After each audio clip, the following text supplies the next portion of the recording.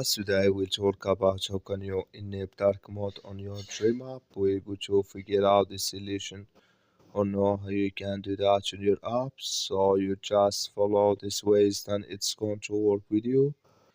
All you have to do, you just go down here, you click here on this sign down here, just click on it. You come to your profile here, it's going to show for you like this here. Then all you have to do, you just go here above this sign, click on it. So then it's going to take you to this list. It's going to show for you like this. You come here to dark mode here, just click in this sign here. So then here you click on view all benefits here.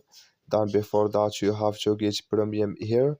Then automatically it's going to enable with you dark mode on your dream app. So that's all you have to do. I wish you I get it. That's all. Thank you for watching.